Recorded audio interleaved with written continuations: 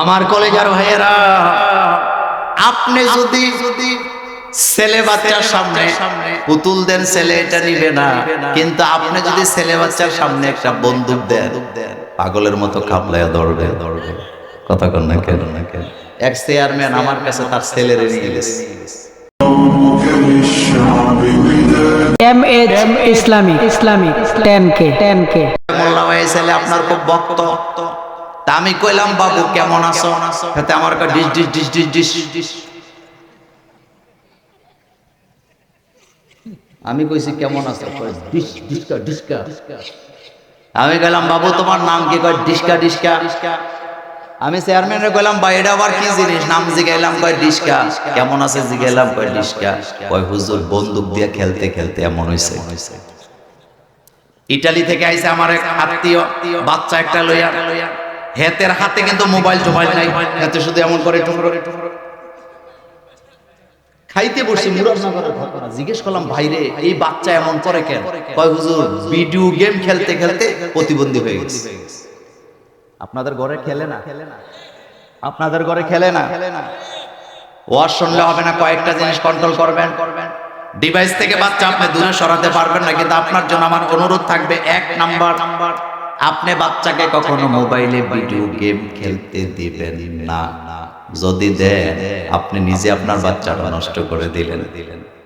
2 number, আপনার বিবির অথবা আপনার নিজের মোবাইলে কখনো টিকটক রাখবেন না। যদি রাখে, বউ শেষ, আপনিও শেষ, চরিত্র হওয়ার সম্ভাবনা আছে না? এক কথায়, টিকটক যারা বানায় তারা কিন্তু মানসিক রোগী।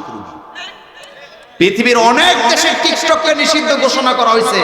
আমাদের বাংলাদেশের উচ্চ আদালতে এটার ব্যাপারে একটা রিটও হয়েছে। কয়দিন পরে উকি মারে, কয়দিন আগেও শুনছি এটা বন্ধ করে দিবে। আপনার কাছে জানতে চাই, এই যে টিকটকার, মানুষের চুল হয় কালো কালার, বুড়া হইলে হয় সাদা, কিন্তু যারা টিকটক করে তাদের চুল হয় টিয়া কালারের। দেখছেন না আপনারা? এইটির বলে আবার ফ্যান ফলোয়ার আছে। তুই এই সমস্ত নোংরা জিনিস রে ফ্যান বানাস, তোর মতো রুচিহীন, তোর রুচির মধ্যে বেটা কুত্তায় ফেসাব করে দিছে। আমি নেপালে এয়ারপোর্টে নামলাম, নেপাল। তো এয়ারপোর্টে এক যুবক, তার চুল টিয়া কালার, তার বেশভূষা দেখে আমি ডরাই গেছি, এইটা কি মানুষ নাকি? তো তার সাথে কথা জিজ্ঞেস করলাম, সে বলল আমার বাড়ি নেপাল। নেপালিরা কিন্তু হিন্দিতে কথা বলে। আমি জিজ্ঞেস করলাম, আমাদেরকে বলতেছে আপনাদের বাড়ি দেশ কোথায়? আমরা বললাম বাংলাদেশ। ওই যে আজকে ওয়াজ করছে রফিকুল আফসারী আমার সাথে ছিল। এখন হেতে আমার কয়, বাংলাদেশে আমার বন্ধু আছে। কি আছে?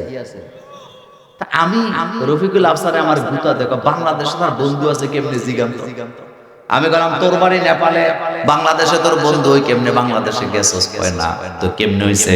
কয় ইন্টারনেটে গেম খেলতে খেলতে হইছে। কয়দিন পরে দেখেন না ভিডিওতে আসে, নেটে আসে, কয় কি? কয় ইটালির মাইয়া বাংলাদেশে। তো পরিচয় হইছে কেমনে? কয় ইন্টারনেটের মাধ্যমে। এগুলি ফিতনা। এগুলা কি? আমি আবারো বলছি, আপনার স্ত্রী এবং আপনার মোবাইলের ভিতরে যেন টিকটক না থাকে, আপনার বাচ্চাটা যেন ভিডিও গেম না দেখে। আপনি আপনার বাচ্চাকে মোবাইল দিবেন কোরআন তেলাওয়াত শোনার জন্য, ইসলামী সঙ্গীত শোনার জন্য, আমার কোনো নিষেধাজ্ঞা নাই। কিন্তু আপনি যে আপনার বাচ্চাটারে পাবজি খেলতে কিজি, হ্যাঁ, আরেকটা কি ফ্রি ফায়ার, এই অনলাইন গেমের কারণে সারা পৃথিবীতে হাজার হাজার ছেলেরা ডিপ্রেশনে গিয়া আত্মহত্যা করছে। এমন ঘটনা বাংলাদেশে একটাও না। এই মোবাইলটার কোনো দোষ নাই। আমি মোল্লা নাজিম আপনাকে বলে গেলাম, এই মোবাইলটা হয় আপনাকে জান্নাতের পথ দেখাবে, নতুবা আপনাকে জাহান্নামে নিয়ে যাবে। কোন বন্ধু যদি মোবাইলে তোমাকে টেক্সট করে যে ভালো একটা আলেমের ওয়াজ পাইছি, ওয়াজটা খুব সুন্দর শুনে দেয়, একটা তেলাওয়াত পাইছি, শোন ভালো লাগবে, তাহলে বুঝতে হবে এটা তোমার প্রকৃত বন্ধু, সে তোমাকে হেদায়ের পথে ডাকছে। আর একটা বন্ধু যদি তোমাকে ল্যাংটা কোনো নায়িকা ছবি টেক্সট করে, বুঝতে হবে এটা বন্ধু না, এটা জাহান্নামে নেওয়ার ঠিকাদার। যুবকদেরকে বলে দিয়ে যাই, কিছু জিনিস দেখে বন্ধু বানাবা। 1 নাম্বার,